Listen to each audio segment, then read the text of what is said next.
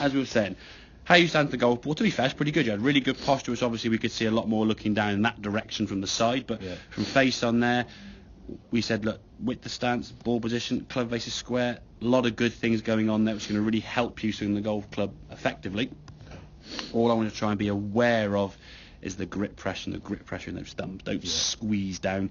You squeeze in the thumbs, you put tension here, and eventually the tension goes towards your shoulders. And if there's any limitation in terms of range of motion, or when you first start playing golf, you're a bit stiff and a bit cold, as the conditions are today.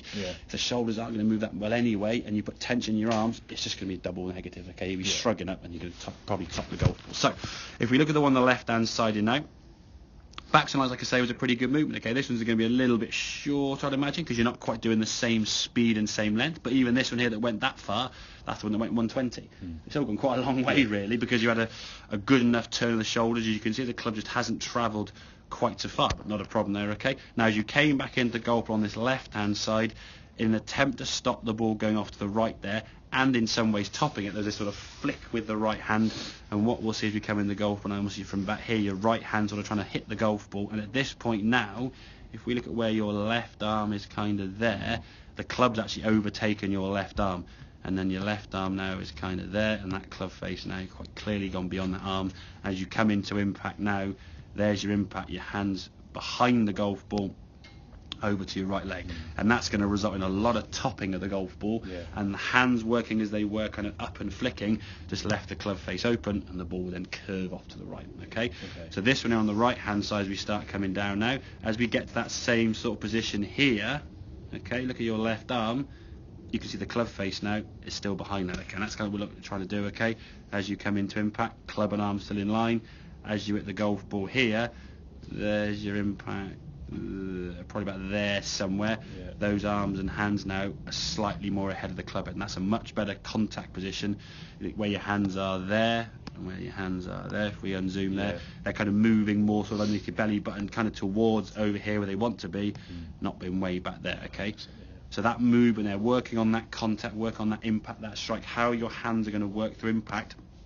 As you can see when you swing through there now, lovely strike of the golf, and this movement now all sort of sinks through together as one sort of unit, your sort of chest, your arms, your torso working together, whereas this one here now, you can see you're flicking with the hand there, a bit scoopy with the right hand.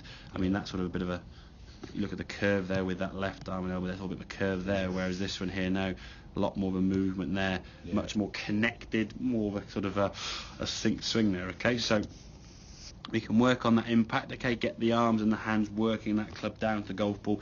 In theory, say when you come into the golf ball impact, what you want, if you imagine like a finish line kind of through your left leg, you want your hands to win that race towards impact. At the moment, they're kind of a dead heat, but if we compare it to where you were, I mean, the club head's won that race easily, isn't it? I mean, if you look at that same sort of line down there, club head's won. Okay, your hands are way behind the golf ball, and as a result of that, you're just going to end up, let's say, thinning it or slicing. And then as a result of that shot, you might then try and get lower if you thin it, and then you hit the ground back here somewhere.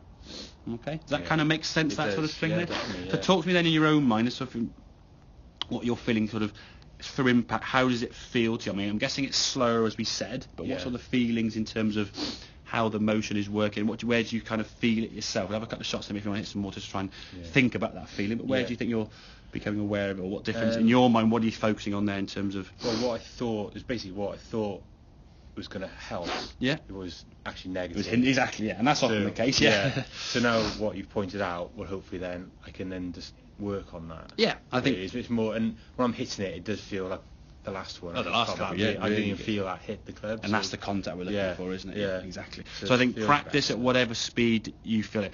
I would just say as a number to start 50%. So half swings, half speed, it goes 80, 90 yards or whatever. If you can do that comfortably 7-8 times out of 10, then you dial up another 10%. Now sometimes you might find when you try and speed up, a couple of shots you might actually do a little bit slower because you're just not quite getting the speed to where you want to. But that's again practice with the club head and getting more club head control, which will help you long term anyway.